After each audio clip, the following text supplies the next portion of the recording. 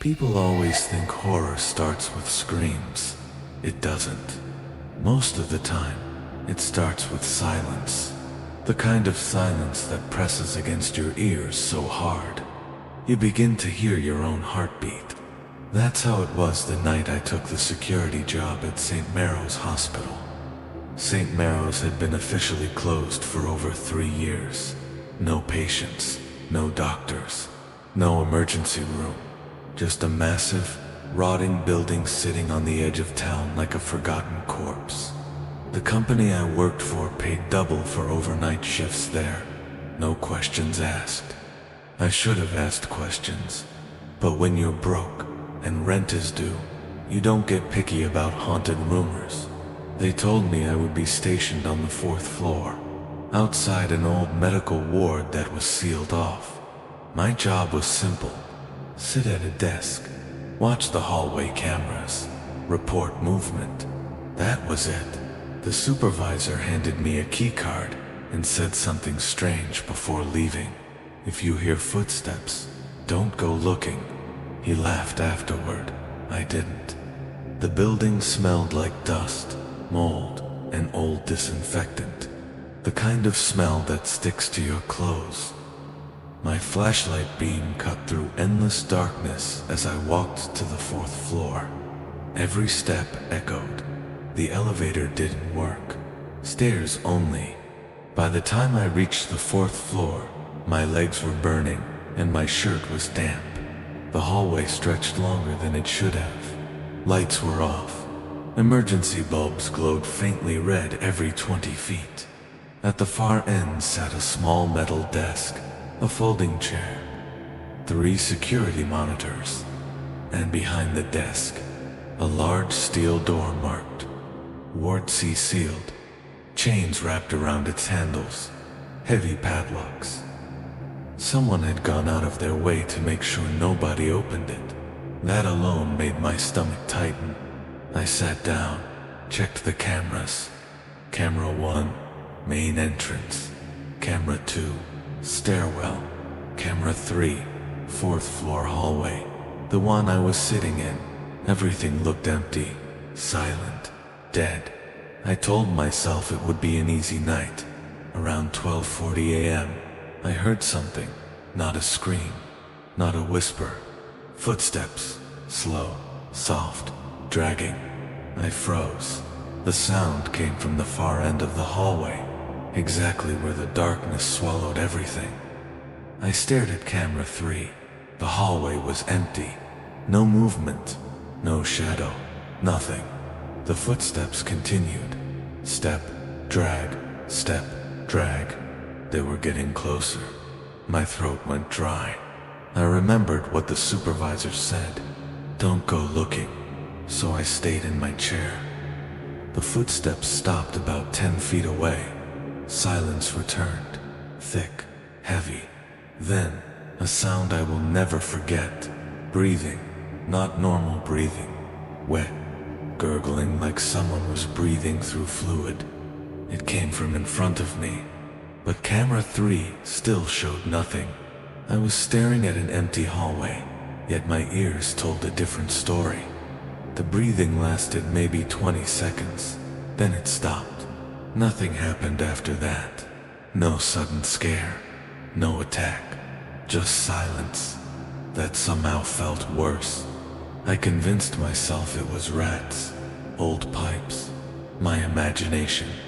Humans are very good at lying to themselves, especially when the truth feels dangerous. At 2:17 a.m., camera 2 flickered. The stairwell feed glitched static. Then the image returned. Someone was standing on the landing between floors, facing the camera. They didn't move. They didn't sway. They didn't blink. A person, tall, thin, too thin. Their arms hung strangely long. Their head tilted slightly to the side, like they were curious or confused. The camera quality was grainy, but I could tell one thing clearly. They were smiling. A wide, unnatural smile. I reached for my radio. My hand was shaking so badly I dropped it. When I picked it up, the stairwell camera was empty again. No person, no movement, nothing. I called dispatch anyway. No answer, only static. That's when I heard it again. Footsteps. This time, behind me. Slow. Drag. Step. Drag. I did not turn around. I was too afraid. Every survival instinct screamed at me not to look. Camera 3. I forced myself to glance. The hallway behind my desk was empty, but the footsteps were right there. Close. Close enough that I could hear fabric brushing against the floor. Close enough to smell something. Rot. Like meat left in the sun. The breathing started again, right behind my head. I squeezed my eyes shut. Tears leaked out without me realizing. I whispered, "Please, please." I don't even know who I was talking to. After several seconds, the breathing stopped. Footsteps slowly retreated. Step, drag, step, drag, gone. I sat there shaking for a long time. I wanted to run, but I was more afraid of moving than staying. At 3:33 a.m., the sealed door behind me clicked. Metal, soft, precise. I spun around. One of the padlocks on Ward C was hanging open, swaying gently. No one touched it. No keys. No tools. It was just open. A thin black gap showed between the doors. Darkness inside, darker than the hallway. Something inside shifted. Not stepped, shifted, like weight being adjusted. A whisper drifted out. Not words, just breath shaped into sound. I stood up. My legs almost gave out. I backed away slowly. That's when the monitors all changed at once. Every screen showed the same image. Me, sitting at the desk. But I wasn't sitting anymore. On the screen, I was seated, hands folded, head tilted, smiling. Behind the version of me on the monitor, something stood, tall, faceless, its arms resting on my shoulders. I screamed. The lights went out. Every emergency bulb died simultaneously. Pure darkness swallowed everything, except one thing. The sound, breathing, right in my ear, and a voice. My voice, soft, calm. "You finally stayed." Something grabbed my wrist, ice cold, wet, fingers bent the wrong direction. I yanked my arm free and ran. I didn't care where. I didn't care if I fell. I sprinted down the hallway, past darkness, past doors, past corners I didn't remember existing. The stairwell door was open. I threw myself inside and ran down. 1 floor, 2, 3. I didn't stop. I didn't look back. When I burst through the main entrance, it was morning. Sunlight, birds, cars passing. Normal life. I collapsed outside and started sobbing. Police were called. My company was called. They said I suffered a panic attack. They said St. Marrow's had never had a Ward C. No sealed 4th floor. No record. No chains. No padlocks. They showed me building maps. 4th floor ended at Ward B. The hallway I described didn't exist. Camera footage. Corrupted. Unrecoverable. They terminated my contract. Too unstable, they said. I tried to move on.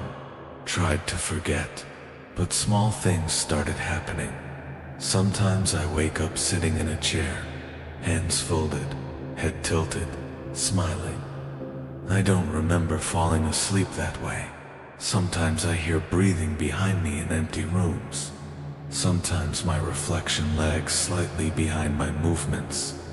But the worst part, every night at exactly 3:33 a.m., my phone lights up. No notification, no call, just the lock screen, displaying a photo. Me, sitting at a metal desk, smiling, with something standing behind me. The photo updates, closer, clearer, every night. Last night, I noticed something new. The thing behind me is wearing my face, and I'm starting to realize something. I didn't escape St. Marrow's. Something else did, and I think it took my place. If you're hearing this right now, and you've ever seen something wearing your face, don't assume you survived. Sometimes, you're the thing that came back.